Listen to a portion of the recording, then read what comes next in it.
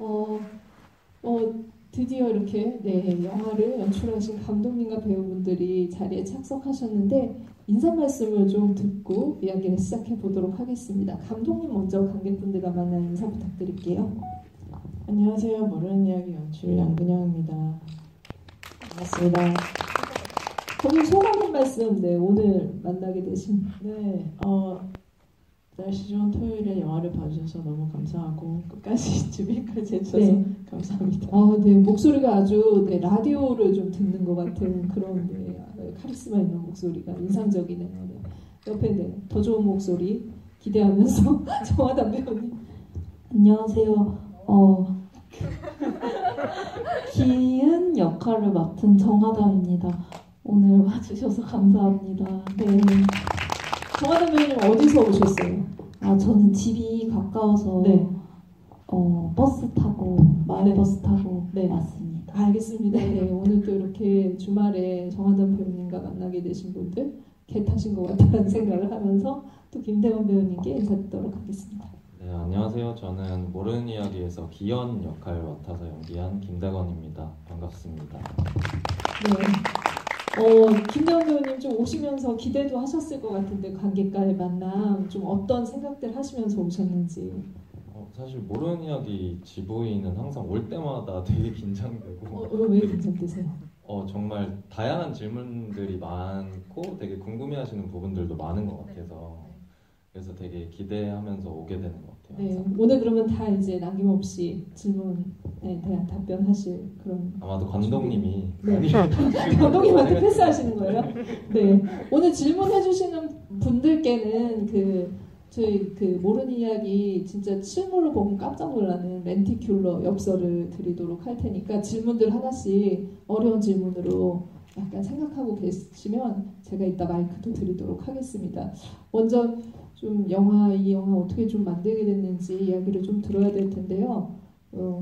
사실 제목이 모르는 이야기인데 저는 이 영화의 제목을 어떻게 보면 가로 열고 이야기라는 게 어떤 서술되는 거라기보다는 정말 서술될 수 없는 누군가의 고통이겠구나라는 생각이 들었어요. 모르는 고통이 아닐까. 그 누구도 짐작할 수도 없고 당사자의 어떤 고통을 알거나 대신해 줄 수 없는, 그래서 그 안에서 나를 지키기 위해서 그렇다면 이 고통을 어떻게 극복할 것인가, 아니면은 그 안에서 나를 어떻게 잃지 않고 갈 것인가, 길을 찾아 헤매는 그런 영화라는 생각이 들어서 제목을 모르는 고통이라고 생각하게 됐었는데, 감독님께 이런 알 수 없는 척추 질환이긴 하지만 구체적인 병명도 제시되지 않은 이 이야기를 만들게 된 계기를 먼저 들어보도록 하겠습니다.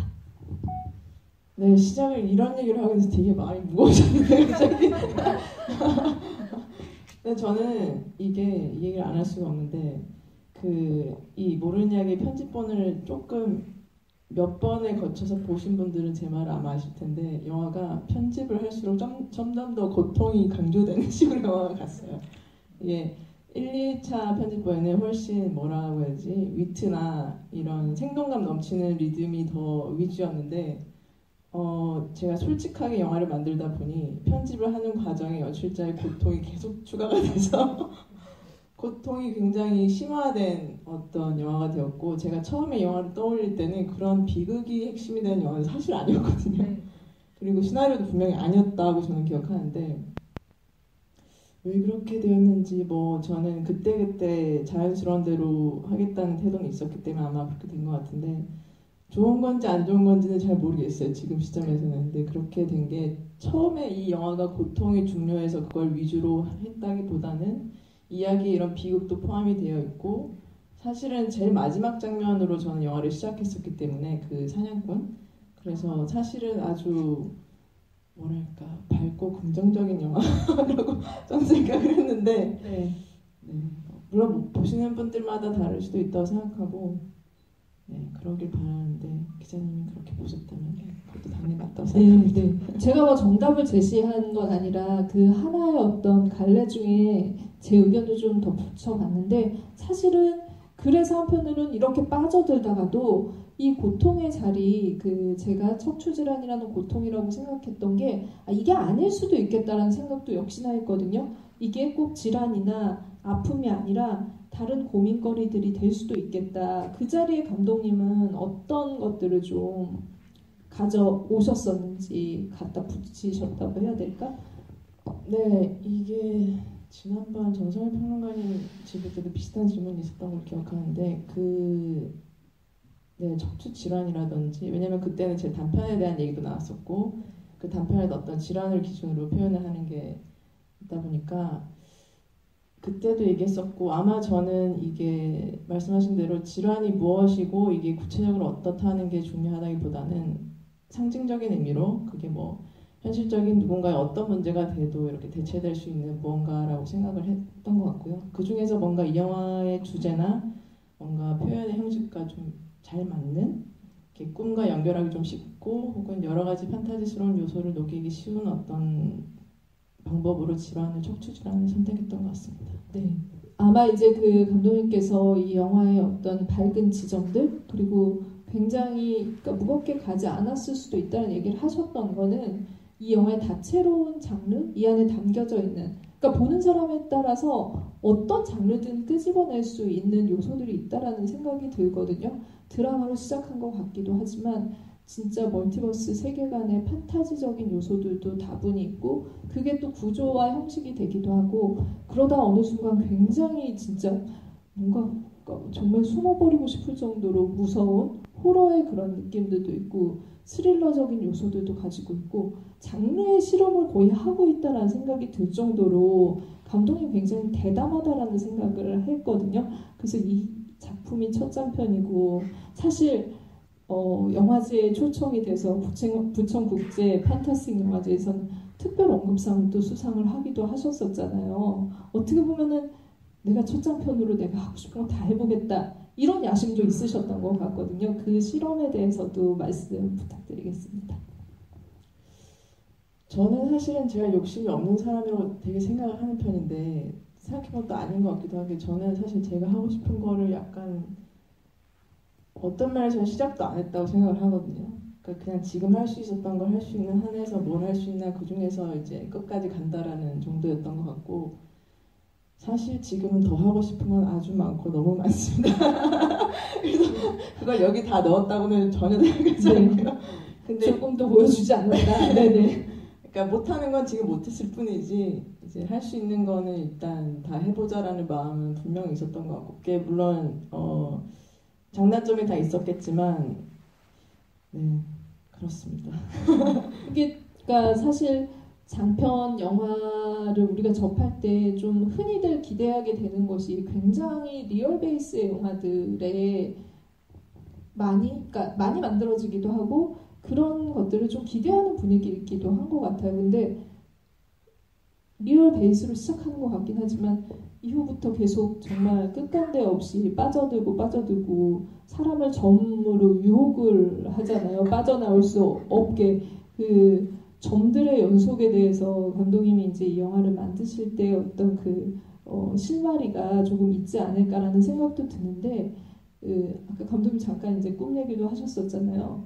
그만큼 꿈을 현실에서 많이 꾸고 있고 내가 지금 여기에 있을 때도 다른 세계로 곧 갈 준비가 되어 있으신 건지 감독님의 어떤 그 창작을 하실 때 어떤 정신 상태를 한번 잠깐 점검을 해보겠습니다. 네, 어떻게 이런 영화가 나왔는지 자꾸 물어보게 됩니다. 네, 저도 궁금하다고 생각해요. 사실은 그러니까 제가 이 시나리오를 쓸 때도 이 영화가 어떻게 나올지 제일 궁금해하는 사람이 바로 나다 이런 말을 하고 다닐 정도로 그러니까 예를 들면 어떤 걸 확정적으로 꼭 이렇게 해야지라는 거를 정해놓는 식으로 어떤 포인트에서도 시작하지 않는 것 같고요. 시나리오도 그랬고 현장에서 찍을 때도 전날에도 바꾸고 하는 게 많았고 그래서 스태프들이 힘들어하기도 하는데 그렇지만 물론 지키는 것도 있습니다. 그래서 저도 그러니까 일단 최대한 열어두려고 노력하는 부분은 있는 것 같아요. 왜냐하면 그렇지 않으면 일단 제가 재미없다고 느끼게 되고 그러면 일단 좋은 게 없다고 생각하기 때문에 제가 뭘 할 때 재밌다고 생각하는 거를 볼 때도 재밌다고 느끼지 않을까 하는 생각을 좀 많이 하고 그래서 꿈은 사실 이것도 다른 인터뷰에서 많이 얘기했는데 거의 안 꾸는 편이고요. 의외네요. 네. 그래서 아마 이런 거에 더 집착하는 것일 수도 있다고 생각을 했는데 사실은 어떤 면에서는 그렇다면 현실이 무엇인가라는 종류의 질문을 좀 종종 하는 것 같아요. 지금 이것이 현실인지 아닌지 그리고 여러분들 갑자기 귀신으로 변할 수도 있는 그런 가능성을 언제든지 감독님은 염두에 두고 그러니까 예를 들면 조금 더 되게 다른 얘기일 수도 있는데 뭐 예를 들면 어떤 인터뷰에서 일론 머스크가 이 현실이 실제로 현실이 아닐 가능성은 분명히 있다. 그게 얼마냐의 차이일 뿐이지 그리고 그건 아무도 모를 뿐이지. 예를 들면 그런 종류의 되게 재밌을 것 같은 이야기들은 좀 흥미가 있고요. 네. 그런 식으로 생각을 하면은 굉장히 저 같은 사람은 이게 현실이라고 너무 믿고 있어서 그때부터 막 복잡해지고 이걸 어떻게 하지? 벗어나고 싶다 이렇게 생각을 하는데 감독님은 역시 그 다른 어떤 가능성에서 즐거움을 찾고 그 보이지 않는 것들을 영화로 스크린으로 구현을 하는 것들에 대한 욕심이 있으셨다고 생각했고 이 모르는 이야기에 그거에 아마 이제 1000만 분의 1 정도가 담기지 않았을까. 왜냐면 이후에 감독님이 한 999편 정도 더 만드셔야 되기 때문에 그런 생각이 드는데 감독님의 이런 그 작품 세계에 대해서 어떻게 보면은 지지자이기도 하고 감독님 작품을 같이 공유하기도 하고 또 같이 이렇게 고민하는 사람일 수도 있고 그러니까 동지이죠. 어떻게 보면 영화적 동지일 수도 있고 감독님과 같이 작업이 지금 2번째 작품이기 때문에 보통 2번째 정도 하면은 그냥 페르소나라고 부르거든요. 네. 페르소나인 누군지 짐작하시죠? 정화단 배우님. 정화단 배우님이 그 감독님이 아까 잠깐 언급하신 왜냐고 묻지 마세요라는 단편의 주연 배우로 또 이렇게 같이 작업을 하기도 하셨습니다. 이후에 다시 이렇게 장편으로 같이 뭉치게 되셨는데 감독님을 어떻게 좀 바라보셨고 감독님 작품 세계 어떻게 생각하셨고 이번 작품 어떻게 좀 제안을 받으셨는지 말씀 부탁드리겠습니다. 감독님이 원래 촬영 전공이셨는데 저랑 같이 작업했던 전에 단편이 감독님의 첫 연출작이셨어요. 그때 소개를 받아서 감독님이랑 작업을 하게 됐었는데 그 작업도 되게 독특했고 이 영화랑은 되게 다르지만 약간 좀 시나리오 보고 상상할 수가 없는 영화였었어요. 그래서 그걸 보고 그걸 작업했을 때 촬영 감독님이셔서 약간 이렇게 독특하신 게 있으신가 보다 하면서 좋았던 기억으로 남아 있었는데요. 그 후에 감독님이 장편을 몇 년 후 있다가 저한테 얘기를 하셔서 저는 너무 기뻤던 게 정말 세상에 많은 배우가 있고 그 전에 작업을 했지만 사실 또 한 번 이렇게 장편을 처음으로 또 찍는데 제안을 해주는 일이 저는 배우를 한 지 꽤 됐지만 사실 너무 특별한 일이었어요. 그래서 그 후에 뭐 리딩이나 뭐 이런 거를 할 때 어떤 분이 아직 이 모르는 이야기를 찍기 전에 감독님 친구 중인가 누군가 감독님 단편을 본 어떤 친구가 그럼 하담 씨가 거의 페르소나네 이 얘기를 했다고 저한테 전해주신 거예요. 근데 저는 그때 페르소나? 이렇게 생각하면서 아직 영화를 찍기도 전이니까 그렇게 생각했는데 지나고 나서 진짜 이 영화를 다 찍고 나서 어느 날 그때 감독님은 그렇게 말했던 게 기분이 너무 나빴으면 저한테 전해주지도 않았을 텐데 감독님이 참 저를 되게 좋아했구나 그러니까 그런 생각이 들면서 되게 고마웠어요. 그렇게 말을 어찌됐든 그게 사실이든 사실이지 않든 그 말이 기분이 나쁘지 않고 좋다라고 생각했으니까 저한테 얘기한 거니까 그래서 어떤 그런 마음이 있었던 것 같아요. 2번째 이번에 작업을 했을 때 이 자체가 너무 커다란 좀 선물 같은 일인 걸 알고 있었고 이 영화를 보시면 제가 되게 다양한 모습으로 나오잖아요. 그것도 배우로서는 되게 좀 드문 경험이고 귀한 경험이라고 생각했기 때문에 작업을 하면서 이해 안 가는 씬도 있고 버거울 때도 있고 뭐 답답할 때도 있고 이랬지만 기본적으로는 지지받고 있다라는 느낌이 있었어요. 그래서 안전하게 느껴졌던 게 있었던 것 같아요. 연기를 뭔가 이렇게 보여주는 데 있어서. 진짜 배우님이 가지고 있는 그 감독님이 배우님한테 준 지지 이런 것들을 충분히 느끼면서 작업을 하셨다라는 생각이 여러분들이 보신 결과물에 있다라는 생각이 드는데 실은 좀 의외라는 생각은 했었거든요. 저는 영화 처음 봤을 때 정아담이 폴짝폴짝 뛰는 거를 상상한 적이 사실 별로 없어요. 그러니까 늘 묵직하다라고 생각했고 어떻게 보면은 그 한국 영화 역사 안에서 그리고 이제 그 정아담 배우가 연기자로 걸어온 그 십수년의 세월 속에서 굉장히 리얼 베이스의 연기를 한다라는 생각이 들었었거든요.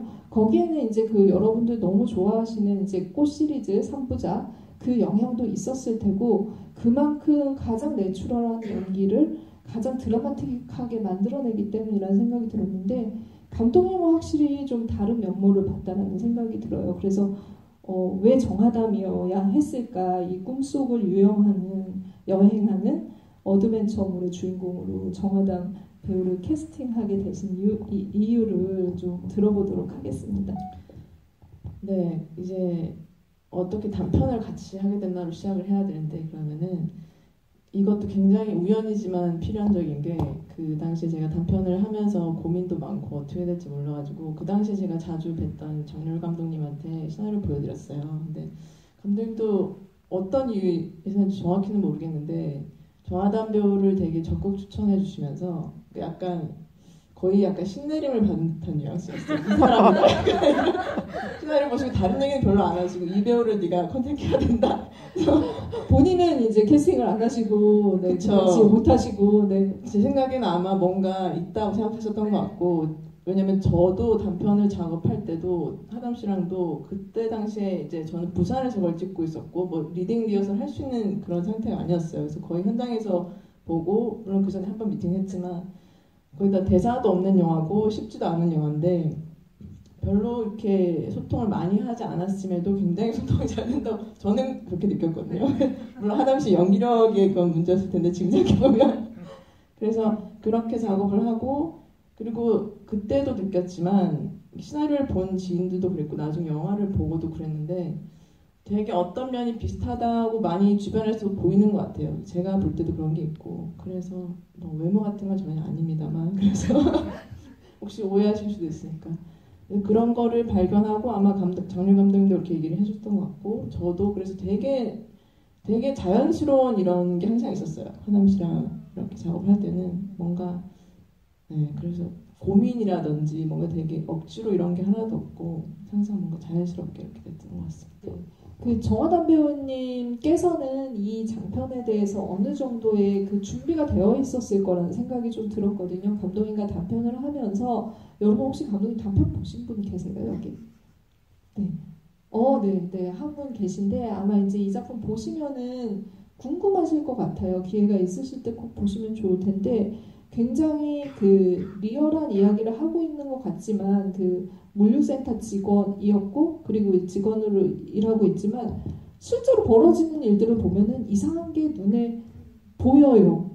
그 보이는 것들이 어떤 파국을 맞이하는지를 그 짧은 단편 안에 보여주고 있는데 그 작품의 결과물을 보면서 아마 정아담 배우도 감독님이 범상치는 않다 이런 생각을 하셨을 테고 다른 걸 보고 있구나라는 생각을 분명히 하면서 그 독특한 세계관에 같이 작업하는 걸 즐거움으로 느끼셨을 것 같다는 생각이 들어요. 근데 김대건 배우님께서는 조금은 좀 당황할 수도 있었겠다. 시나리오를 보고 내지는 제안을 받고 이 판타지 세계에서 또 하나의 이제 그 역할로 활약하는 이런 대본을 받는 거는 쉽지 않은 일이잖아요. 어떤 좀 장점, 강점 이런 것들을 보셨고 어떤 매력을 좀 느끼셨었는지.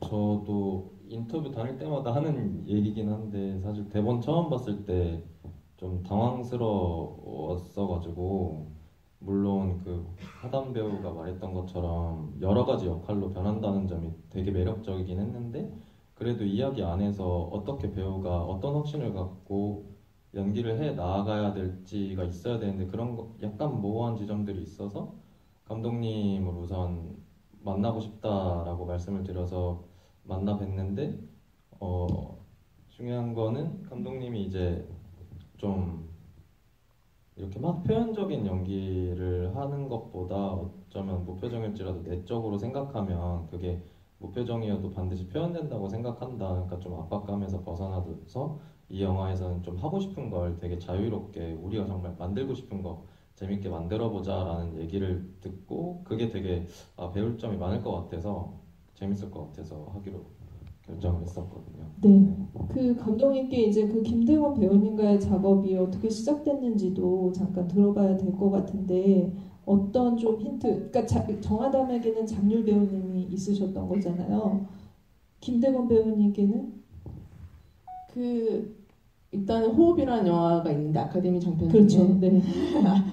중요한 필모그래피 중에 하나죠. 또 배우님께. 그렇죠. 네, 그 영화를 너무 잘 봤었고 그리고 대건 씨랑 미팅을 했을 때도 대화가 되게 잘 된다고 느꼈고 그리고 이렇게 말씀하신 대로 배우분들이 조금 당황할 수 있는 시나리오인데 그래도 이렇게 뭔가 긍정적인 마인드로 얘기를 해준 것에 대해서 저는 뭐 당연히 너무 감사하게 저는 그리고 연기 연출에 대한 어떤 확신을 가질 만한 기회가 많지는 않았었기 때문에 그래서 기본적으로 일단은 몹시 잘하시는 분들을 캐스팅하겠다가 일단 목적이었고요. 예를 들어서 왜 굉장히 연기 연출을 잘하시는 감독님들은 비전문 배우도 좋다 뭐 이렇게 해서 정말 잘하시잖아요. 저는 그럴 엄두는 전혀 안 나고 일단 모두 잘하시는 분들을 캐스팅하겠다만 목표였기 때문에 그런 의미에서 아주 성공적인 캐스팅이었다고 생각합니다. 네, 감독님 자꾸 이제 저는 뭐 연기 연출이 좀 그러니까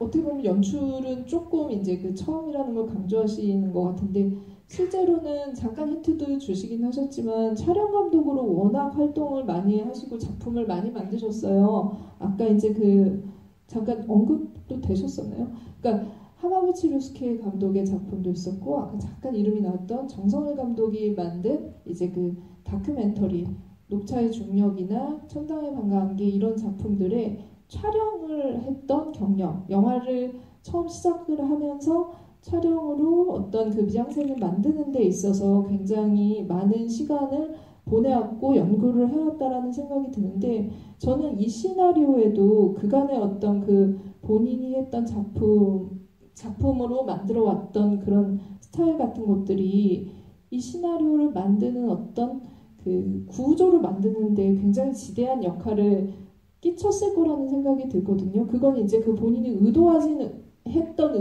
않았던 어떻게 보면은 우리가 이제 그 생각을 할 때 어떤 방식으로 먼저 사고를 하느냐의 문제라는 생각이 들었어요. 그래서 영화의 제목은 모르는 이야기지만 감독님이 이 영화를 만들 때는 이야기가 먼저 오지 않았겠구나, 내러티브가 먼저 오지 않았겠구나, 마치 어떻게 이런 이미지들을 접합을 시켰을까 이런 궁금증이 들 정도로 굉장히 좀 약간 그러니까 난해하다고 하는 거는 그런 부분 때문일 거라는 생각이 들거든요. 그래서 감독님의 시나리오 작법, 시나리오를 쓸 때 어떤 방식으로 이야기를 만들어 나가셨는지 그 이야기를 조금 들려주시기 바랍니다.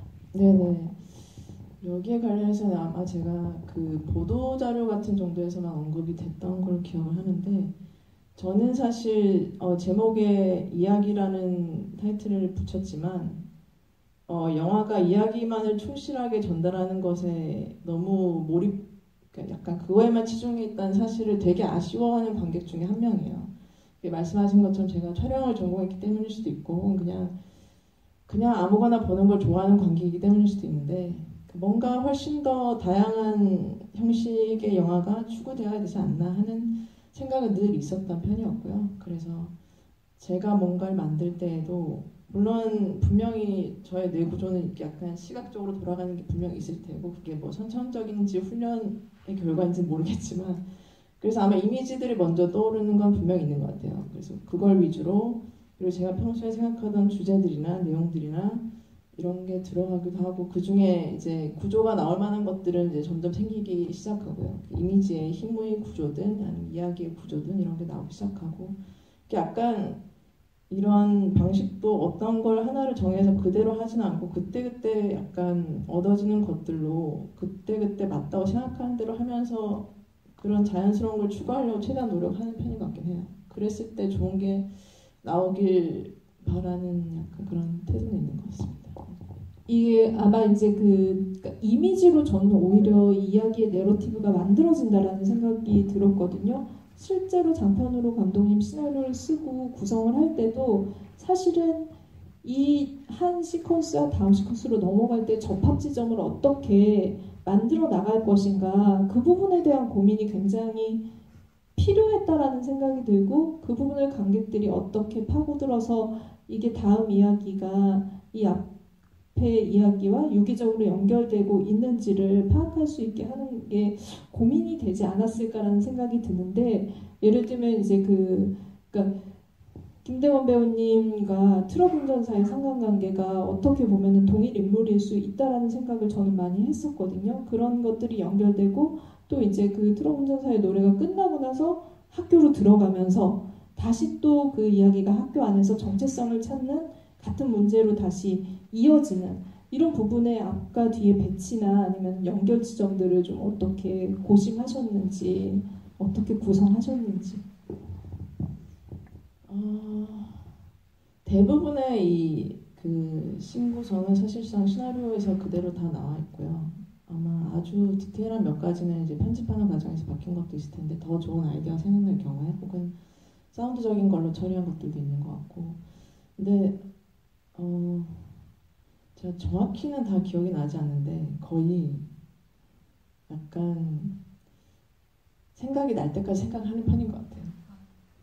그리고 안 되는 거는 안 되는 대로 의미가 있다라고 이렇게 정신 승리를 하고 넘어가는 경우도 있고 왜냐면 그것도 그 자체로 뭔가 의도가 있을 수도 있다고 생각하기 때문에 혹은 이 영화의 특성에 그게 맞을 수도 있다고 생각하기 때문에 그래서 되는 건 될 때까지까지 생각하고 아니다 싶은 거는 이대로 부딪히는 것도 나쁘지 않다 정도에도 아마 있을 것 같습니다. 네, 제가 모든 지금 씬을 떠올리긴 좀 힘든데 네. 그 아마 이제 그 배우님들이 그 부분에 있어서 이제 그 자기가 연기한 캐릭터를 통해서 또 보여주고 싶어하는 거 그리고 그럼 이 안에서 내가 어떤 방식으로 유기적으로 연결되는 것들을 할지에 대한 고민들도 각각 있으셨을 것 같은데 굉장히 어떻게 보면은 기자로 시작되는 많은 이름의 역할들을 한 영화 안에서 연기를 하고 있잖아요. 그런 경험이 흔치 않을 것 같은데 두 배우님께도 캐릭터에 대해서 어떤 좀 고민을 하시면서 연기를 하셨는지 이야기를 들어보도록 하겠습니다.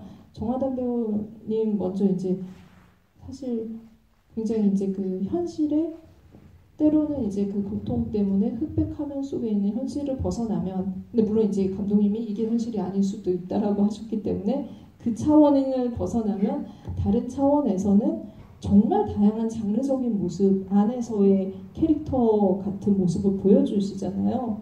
좀 어떻게 전체적으로 종합적으로 판단하시고 기현에 이어지는 다른 캐릭터들을 좀 연기하셨는지. 네. 일단 제일 그 누워있는 어떤 현실의 그 기은 환자 같은 아픔이 있는 그거는 그런 생각을 했었던 것 같아요. 등에 정말 이렇게 뭐 복대를 감았다거나 뭐 불편하거나 이 고통이 물리적으로 아니면 뭐 어떤 느낌일까? 근데 그게 너무 막 또 이러면 또 그렇고 그 정도에 대해서 감독님이랑 좀 고민을 하다가 제가 뭐 실제로 그게 어떤 진짜 질병으로 느껴지진 않았으면 한다. 이게 어떤 특정 저 사람이 뭐 디스크구나. 뭐 이런 건 아니었으면 좋겠다. 뭐 이런 5번 척추가 좀 아프다는 그래서 그 원인 불명으로 나왔으면 좋겠는데 그게 정말 물리적인 고통으로 이 사람이 힘들다라는 게 또 들어갔으면 좋겠다고 얘기하셔서 그런 생각을 했었던 것 같아요. 그게 뭐 복대 같은 거를 감아볼까? 아니면 뭐 파스 같은 거를 등에 막 이렇게 다 붙이면 이게 뭔가 화끈거릴 때마다 그렇다고 생각을 해야 되나? 뭐 이러면서 뭐 혼자 여러 가지 생각을 해보다가 결국엔 물리적으로 좀 이제 그런 장치를 좀 해볼까? 네. 그런 뭔가 이 고통의 그런 어떤 느낌을 좀 이 화한 이걸로 내가 이걸 고통스럽다라고 인식하면 되지 않을까? 이런 생각을 하다가 옷도 사실은 되게 얇고 뭐 그게 중간중간에 뭐 그게 또 집중되어서는 게 중요한 그런 건 아니라고 해서 그렇게 고민한 그 결과로만 움직임이나 뭐 이렇게 표현이 됐던 것 같고요. 현실에 있었던 거는 이 정도의 감각으로 찾았던 것 같고 꿈에서의 가장 큰 이슈는 이게 다 다른 사람으로 보였으면 좋겠다라는 게 감독님의 가장 큰 방향이었어요. 네, 모든 이제 그 씬에 다른 캐릭터가 있다. 네, 그게 다 연결되지 않고 다 각자가 다른 사람으로 보였으면 좋겠다.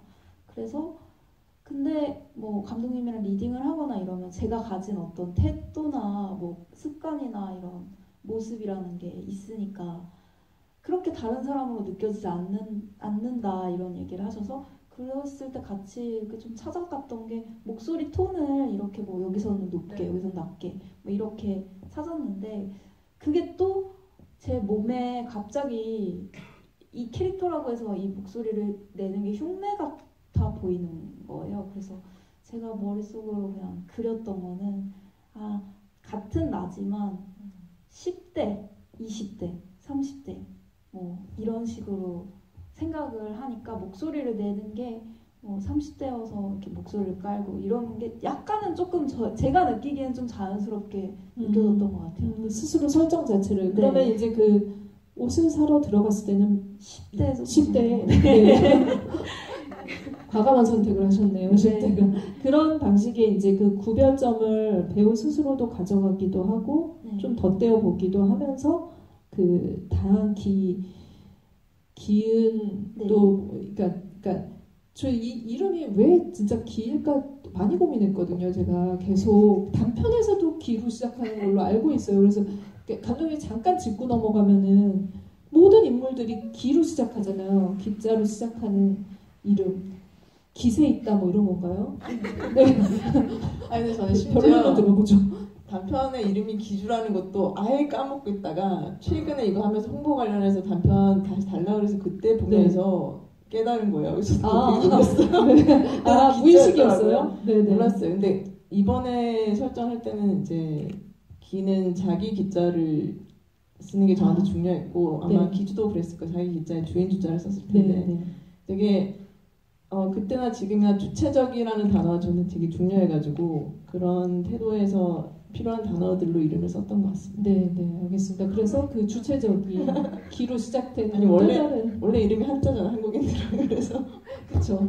이 이름 관련해서 되게 재밌었던 게 처음에 대본을 봤는데 이제 등장인물의 역할들 이름이 써 있어요. 다른 역할을 할 때. 네네. 역할 이름 써 있는데 보통은 제가 기연이라는 역할이면 지문에 뭐 화가로 변한 기연 이렇게 써 있는 게 맞는데 이거 같은 경우에는 등장인물에 기연 돼 있고 이제 옆에 이제 해야 되는 역할들이 쭉 나열이 돼 있어요. 등장인물. 예를 들면 뭐 기정하면 가로 열고 네, 이제, 기연 가로 열고 뭐 기정, 기점, 뭐 기수 막 이렇게 써 있어요. 그러니까 대본이 그렇게 되어 기연 있군요. 배우가 해야 될 역할들이 옆에 나열이 돼 있어요. 등장인물. 네. 그래서 이제 대본을 보면서 뭐 이게 내가 해야 되는 건가 앞으로 다시 가서 보고 막 이랬었거든요. 그러니까 뭐가 내가 해야 되는 건가. 여전히 지금 혼돈에 빠져 있어. 네, 그렇게 해서 봤었던 되게 재밌었던 기억이 있어요. 네.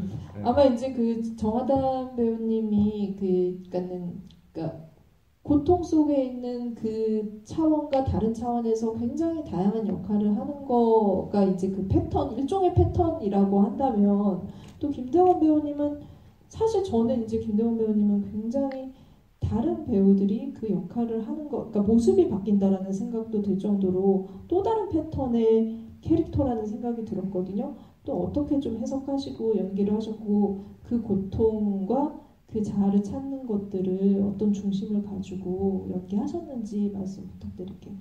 우선은 저는 이 영화를 처음에 접근할 때 뭔가 이 인물이 갖고 있는 서사의 내 배우 자체가 그거에 너무 집중을 하면 안 된다라고 생각을 했고 일단 현실에서 그렇게 되게 힘들어하는 모습이 꿈에서는 굉장히 자유롭고 그 배우 연기하는 배우 자체가 되게 자유롭고 즐겁고 행복해야 그게 훨씬 더 전달이 잘 된다고 생각을 처음에는 들었어요. 그래가지고 그거에 일단 포커스를 많이 맞춰서 감독님한테 제가 혼자 연습해서 막 동영상 찍어서 보내고 막 그랬었거든요.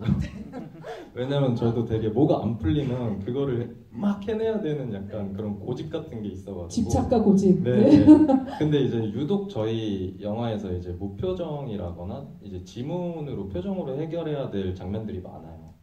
그래서 이제 그 화가 역할로 나오는 그 표정으로 뭔가 이렇게 옆으로 이제 가면서 나오는 그 네. 표정도 제가 혼자서 집에서 촬영해가면서 그걸 막 보내드리고 그랬었는데 이런 배우 잘 없긴 한데. 네네. 네 그래서 근데 제가 생각했을 때는 그게 조금 막 자유로운 거를 막 표현해야 되고 막 이런 것들이 좀 과한가? 어느 순간 그런 생각이 들었고 감독님도 피드백이 그렇게 막 좋진 않은 거예요. 제가 동영상을 보내드려봤을 때. 네. 그러다가 이제 나중에 한번 만났는데 이제 그 양조위 배우 얘기를 하면서 네네. 이제 양조위 배우 눈빛 연기의 대가. 네. 그렇게 좀 뭔가 과하지 않더라도 좀 이렇게 반드시 그걸 생각하고 있으면 그 표현된다고 생각한다. 그걸 이제 그때 이제 그 얘기를 듣고 아 내가 과했구나 라고 생각이 들어서 전략을 바로 바꿨죠. 그래서 이제 연기로 막 이렇게 자유롭게 한다기보다는 행동을 찾으려고 많이 했어요. 네.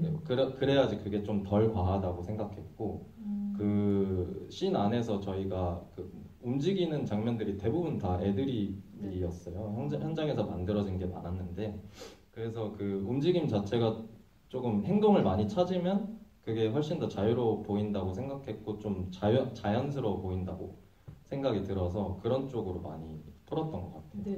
그 동영상 보내셨을 때 받으셨을 때의 솔직한 심정 그럼 여기 말고는 말하기가 좀 그렇잖아요.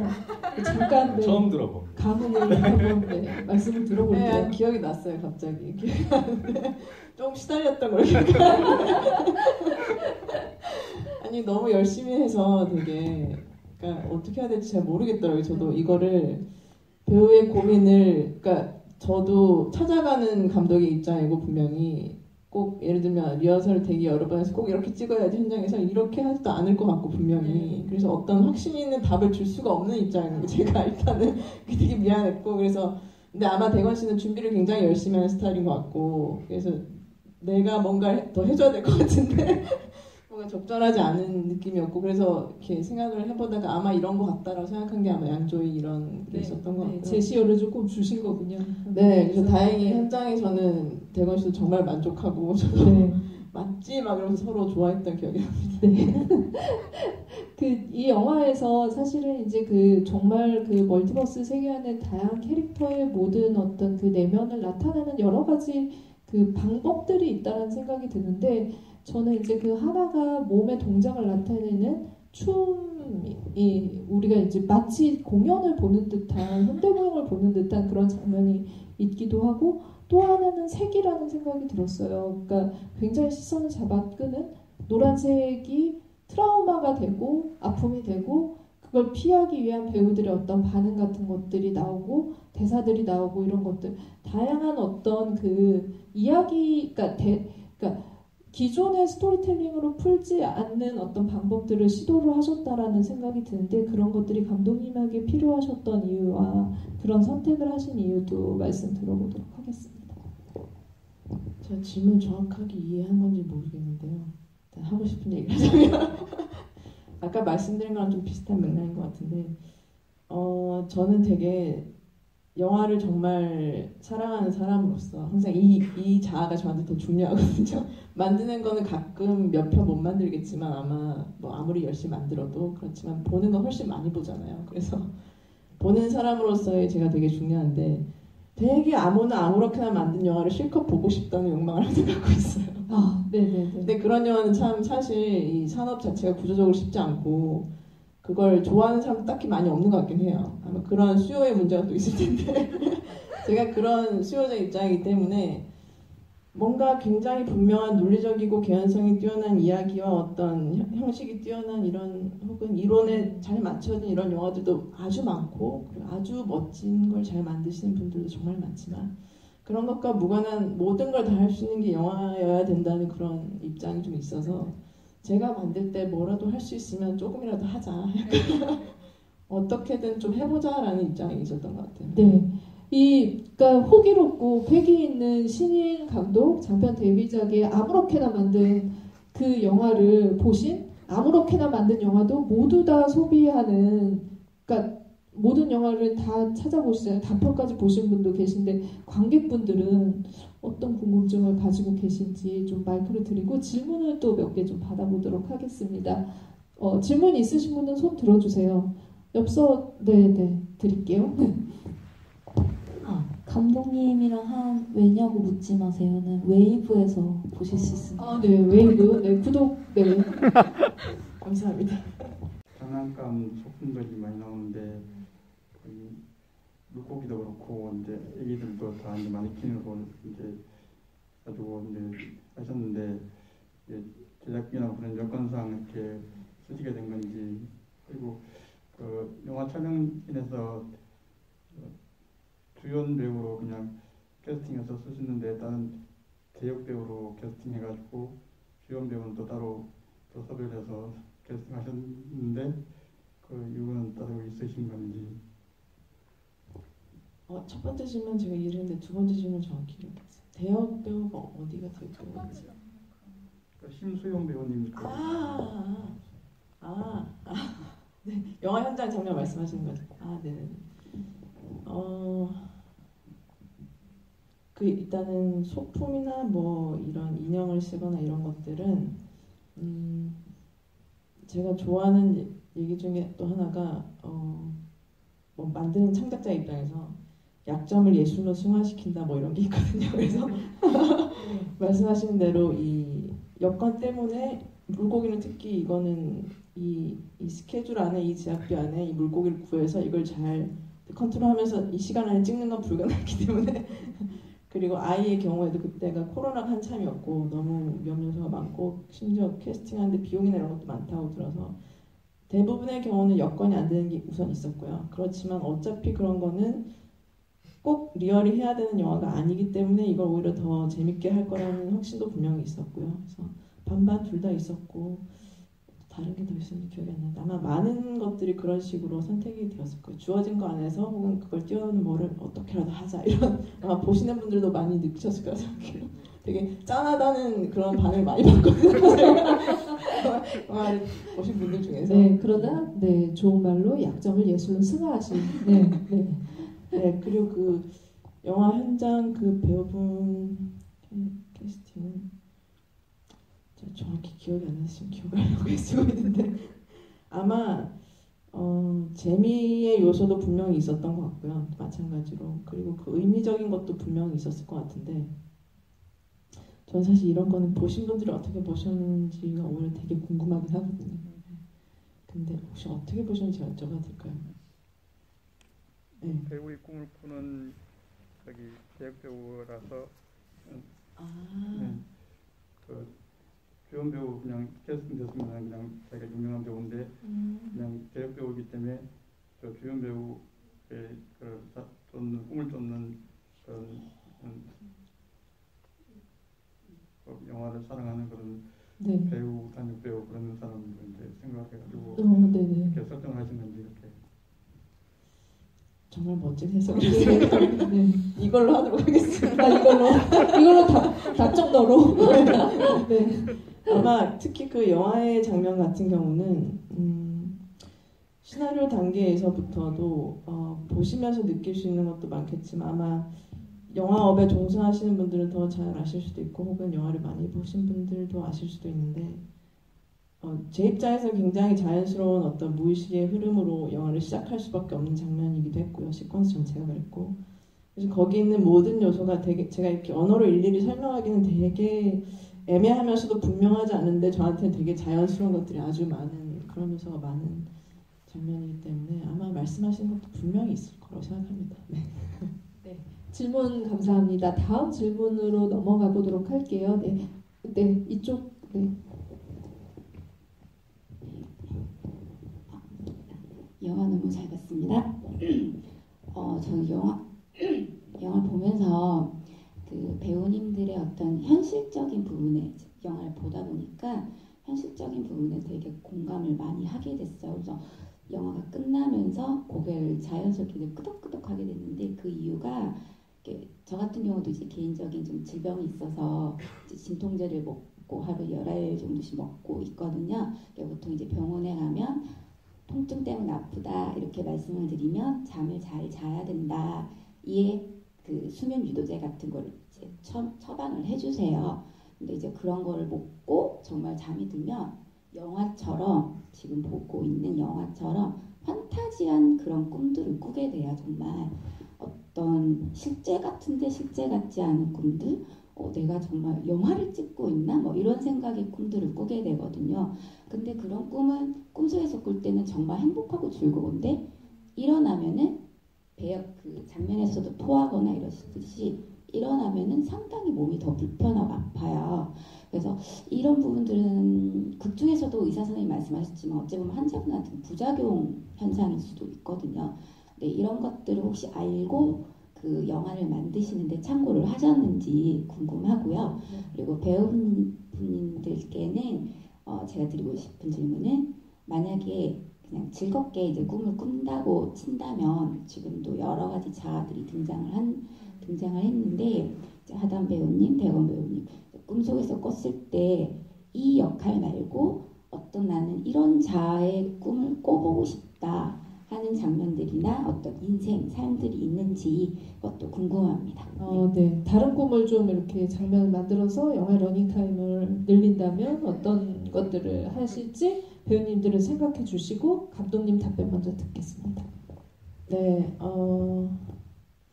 제 경우에 뭐 심각한 종류의 어떤 질환으로 약을 먹은 적은 없지만 제가 조금 그 말하는 사소한 약을 먹어도 부작용이 심한 사람이긴 한 것 같아요. 그래서 일반 뭐 감기약이나 진통제 이런 것도 웬만하면 안 먹는 편이거든요. 굉장히 그런 약약을 못 버티는 몸인 것 같아요. 그래서 말씀하신 뭐 그런 다양한 부작용을 대략적으로는 알고 있고 그리고 분명히 그 장면들도 그렇고 다른 장면들의 경우도 제가 잘 모르는 것들은 최대한 열심히 리서치를 합니다. 그 실제 경험자들이나 아니면 그 업에 관련된 분들을 만나보기도 하고 예를 들면 화가도 제가 화실을 좀 한동안 다녔었고요. 그래서 병원 관련해서도 뭐 능력이 닿는 한, 시간이 되는 한은 최대한 리서치를 하고 작업했던 걸 기억합니다.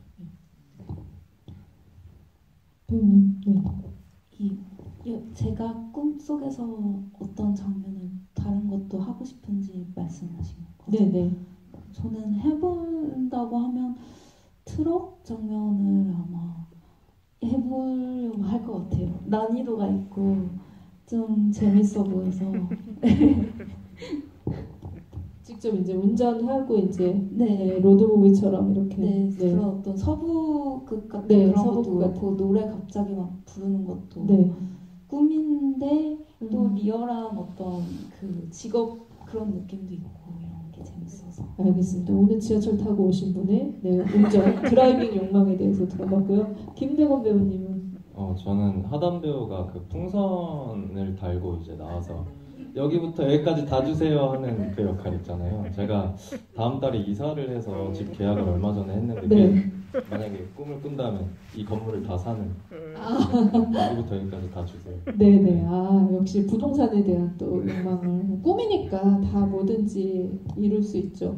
저 어제 무슨 이제 그 환자가 나와서 얘기하는데 진짜 감독님이 리서치를 많이 하셨다는 생각이 들었던 건 그 링겔 맞는 그 색깔이 노란색이어서 그 항암제 그것만 봐도 옛날에 노란색 되게 좋아했는데 투병 이후에는 그 트라우마가 있다라는 얘기를 했는데 이 영화가 가지고 있는 굉장히 여러 가지 공감 지점이랑 맞닿아 있다는 생각을 했습니다.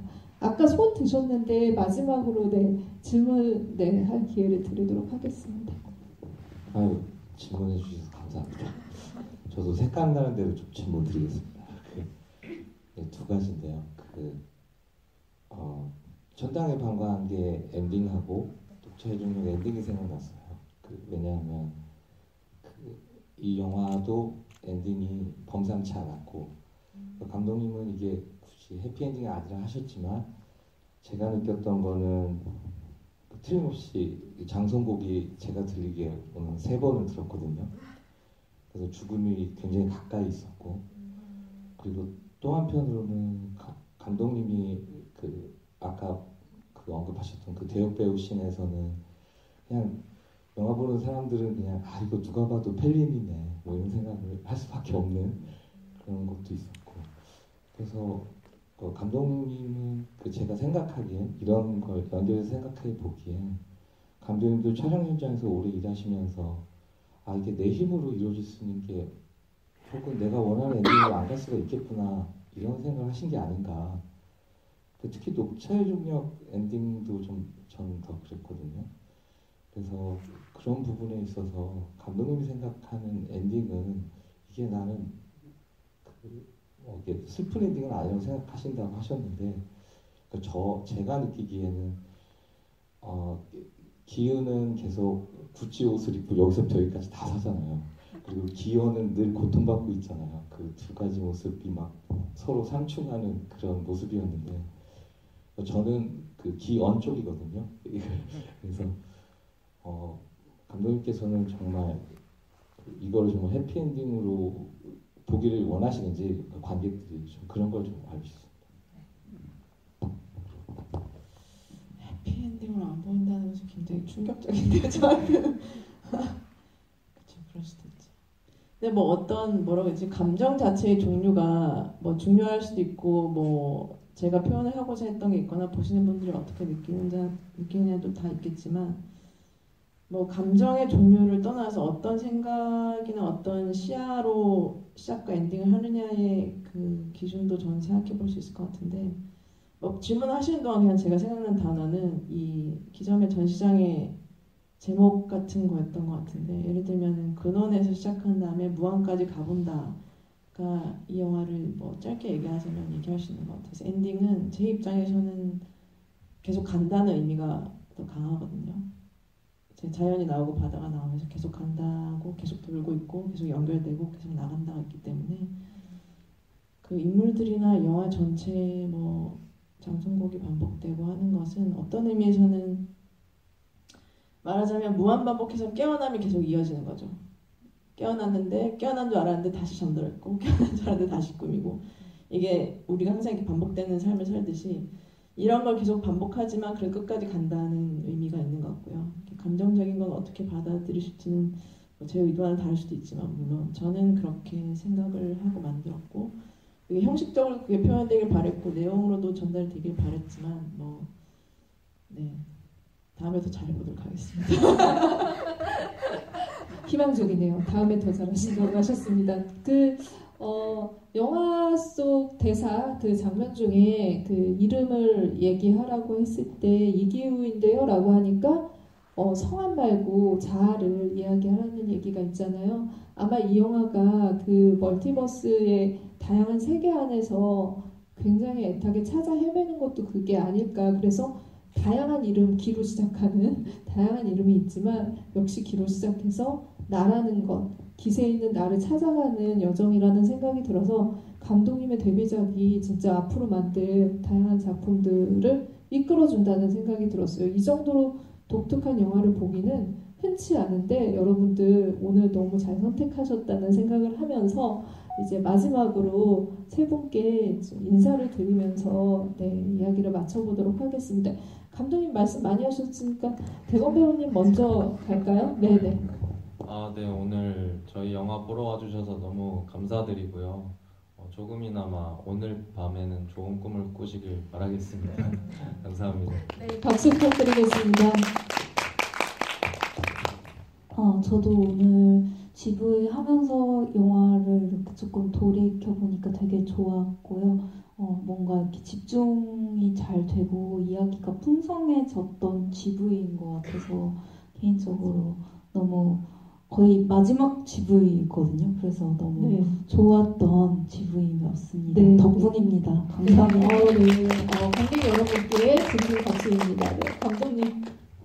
네, 아마 저희 셋이 하는 집은 이게 마지막인 것 같아서 저도 그래서 되게 감회가 또 달랐는데 말씀해주신 대로 질문도 너무 좋았고 저도 다른 집에서 얘기 못했던 것들을 이렇게 할 수 있어서 되게 좋았던 게 많았던 것 같아요. 특히 진행을 너무 잘해주셔서 감사합니다. 저 정말 즐겁게 되게 좋은 집을 할 수 있었던 것 같습니다. 관객 여러분들 감사합니다. 여러분들 감독님 성함 잊어먹지 말고 배우님들은 너무 잘 아시니까 근데 감독님의 이름을 지금부터 기억하셔야 될 거라는 말씀을 드리면서 그럼 저희 오늘 마치도록 하겠습니다. 감사합니다.